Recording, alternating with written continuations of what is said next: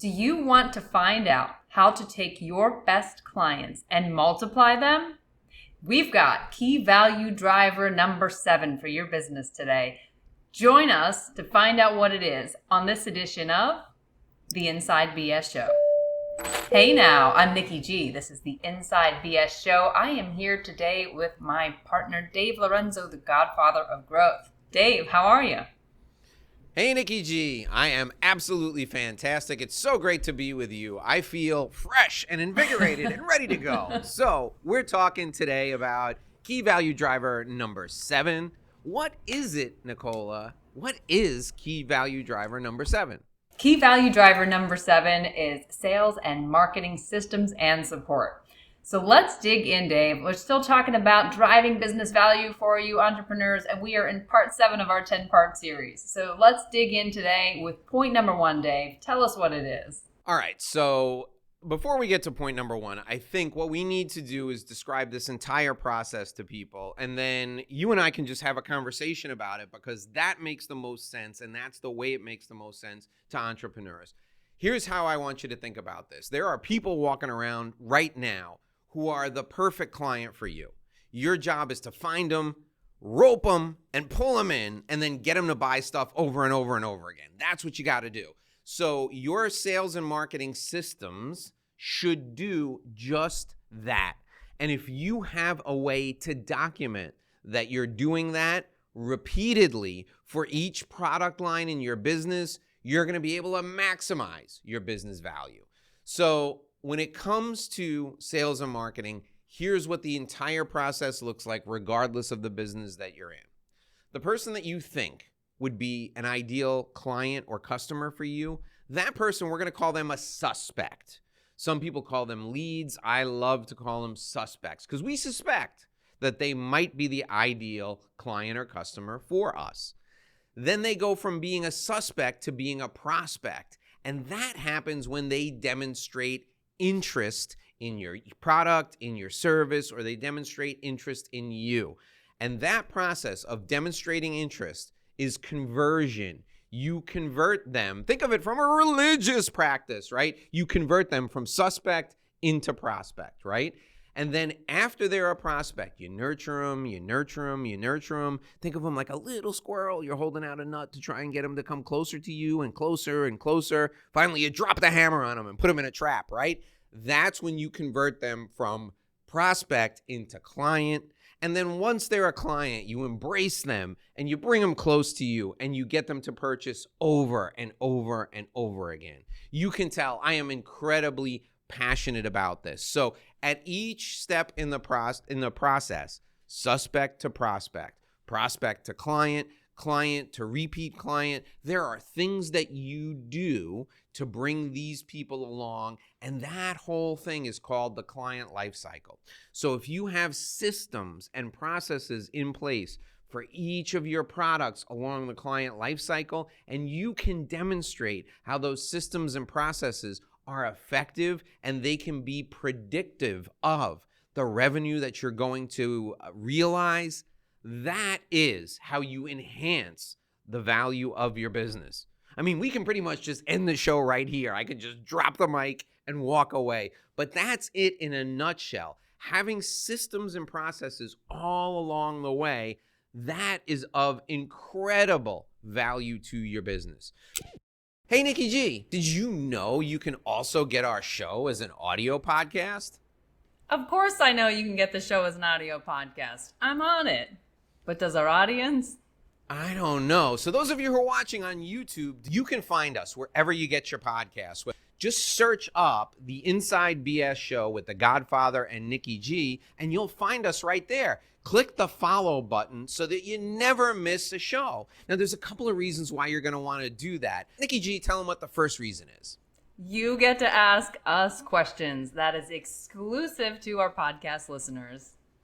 Yeah, we only answer listener questions on the audio version of the podcast. We don't do it on video. So if you want to hear what everyone's thinking, or if you want to ask us a question, you got to download the audio podcast. The second reason, and my favorite reason, is because you can take us with you. You can have a little Nikki G in your pocket while you're working out in the gym, washing the dishes, or walking the dog. I love me some Nikki G in my pocket when I'm walking the dogs. I don't know about you, Nicola, but that's one of my favorite things to do.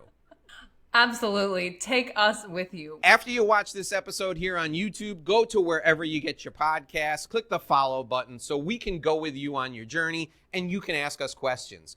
We will see you, or more like hear you, there. So, Nikki G, let's talk a little bit about each of those parts. What questions do you have? So you're the entrepreneur and you just heard this from me for the first time. What questions do you have? I have a lot. So let's start with it. So I love this. Suspect to prospect to customer. That's what we're working with here. Tell us, Dave, how do we first drive the suspects to our business, which is step one in this client life cycle? Well, actually, Nicola, what we need to do is we need to find those ideal suspects. And the way we find them, see, the best thing about this is that those suspects, we've got clues, right? We're like Sherlock Holmes. We're the best detective. We know where all the suspects are. How do we know? Because we only go after people who look like our best customers or look like our best clients. That's how we round up the suspects, right?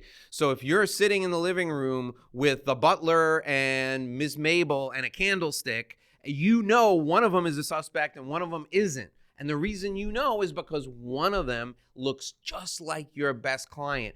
What we choose to do, the thing that makes us different, is we have a proprietary process for identifying where those suspects all hang out.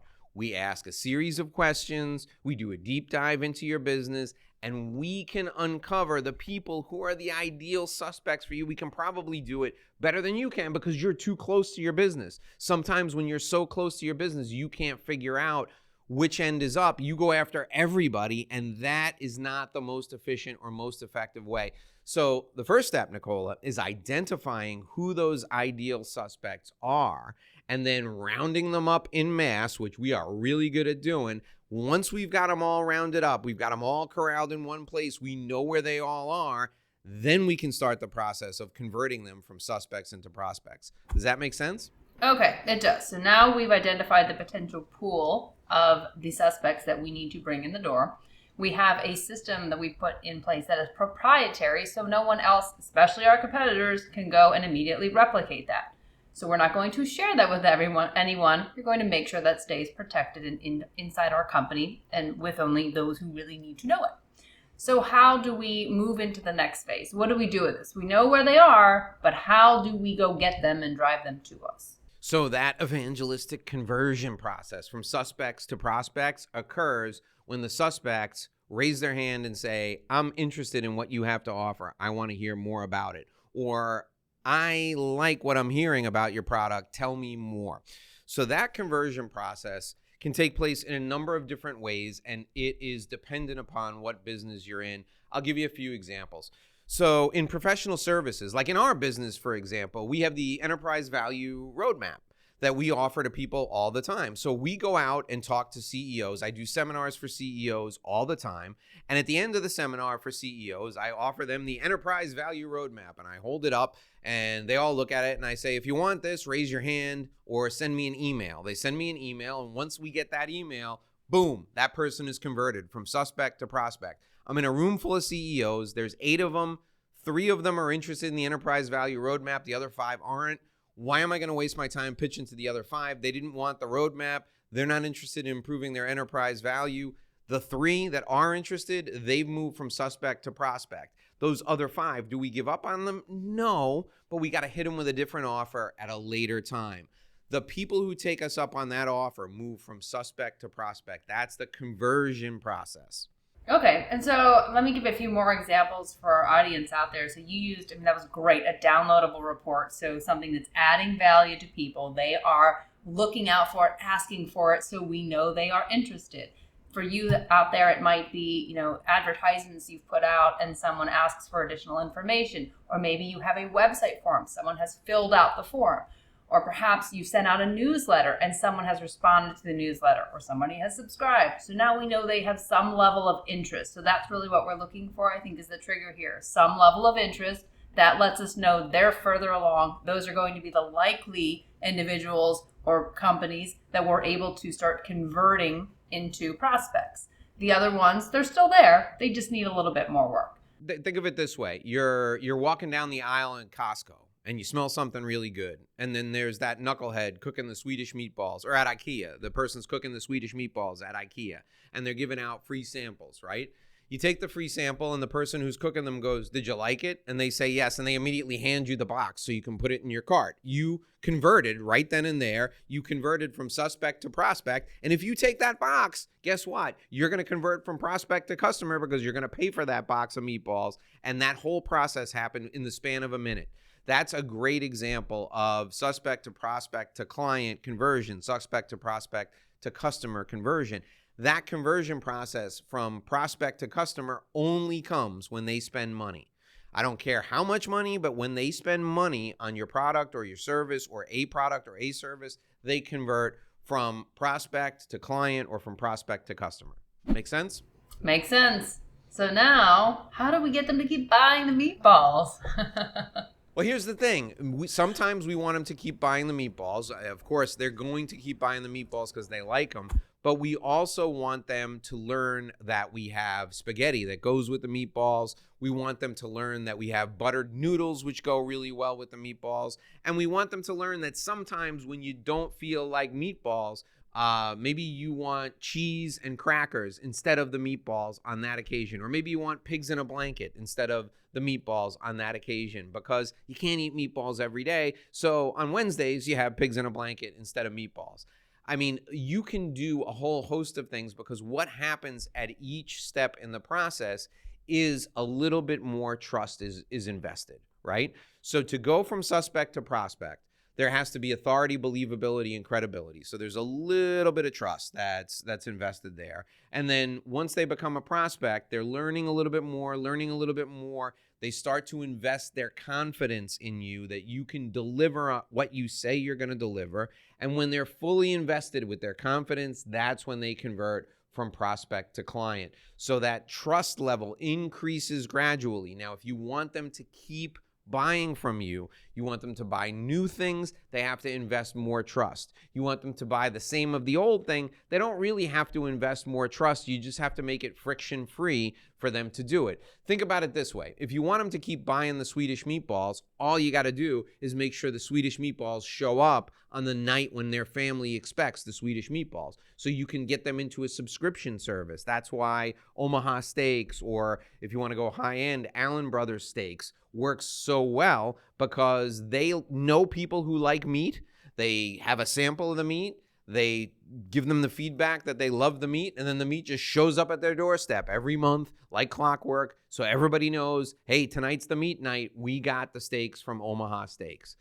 It's, you can make it so that the recurring revenue is almost on autopilot if it's something that they like and they need over and over again. The repeat revenue, they have to invest a little bit more trust. So there's an education process, and everything has to be friction-free along the way. You can't create roadblocks. You can't create barriers. It has to be easy to make that purchase over and over again. And that's why these systems and these processes are so important. So let me, if I may, Nicola, give the proper labels for each of the different aspects of this process, okay? So rounding up the suspects, finding them and rounding them up, that's marketing. Deciding who to target, how to target them, how to get them interested, and then how to make that lure for the little squirrel to come closer and closer to the trap, right? How you do that, that's all marketing. And then springing the trap on them, closing them, that's sales, right? Marketing is all about, if you're talking about textbook college marketing, it's all about traffic, and then sales is about conversion. Sales is about getting them to sign up. So suspect to prospect, that's marketing. Prospect to client, that's conversion, right? Finding the suspects, converting the suspects to prospects, marketing, then converting them to clients, that's sales. If you want to talk about repeat business, I would consider that business development. Digging in, getting deeper share of wallet, deeper client lifetime value. The businesses that get the highest multiple always have really strong client lifetime value, meaning the clients are focused on repeat purchases.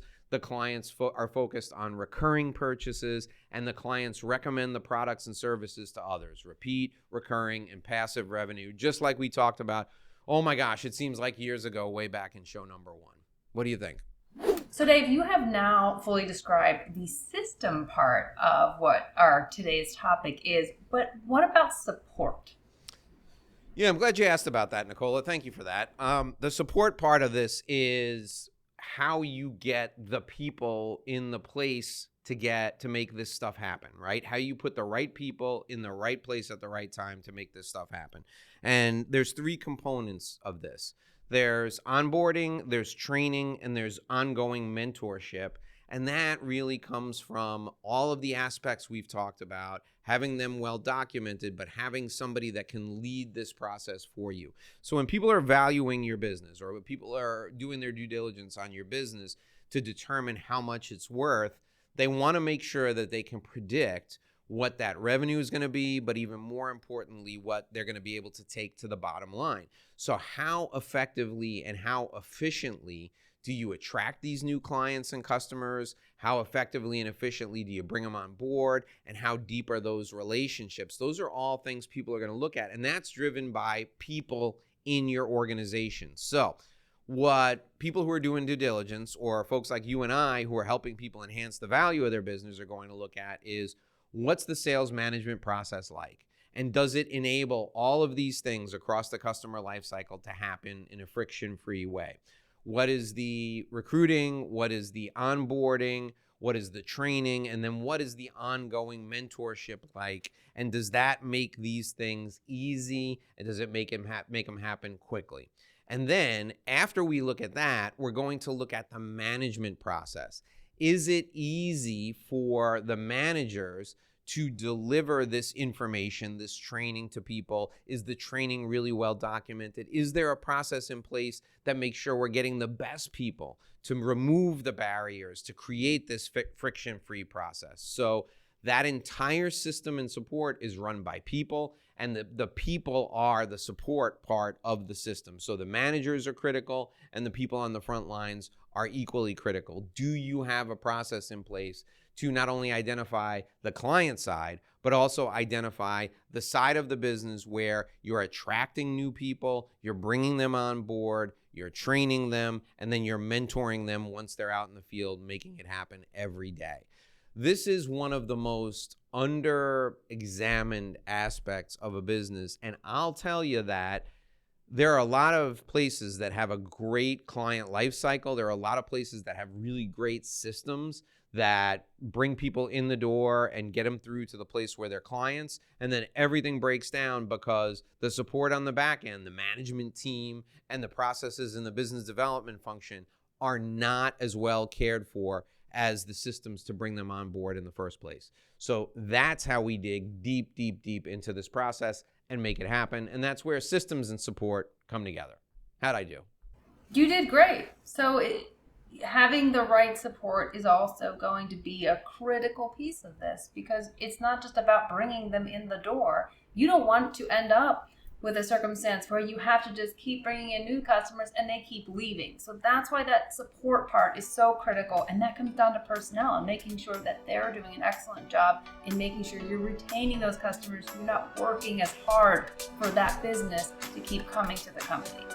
So you have heard here today, this is exactly how you're going to drive that new value to your business through sales and marketing support systems. If you enjoyed today's show, please watch another episode. This is the Inside BS Show. I'm Nikki G, and you are? Dave Lorenzo, the godfather of growth. And we'll see you back here tomorrow.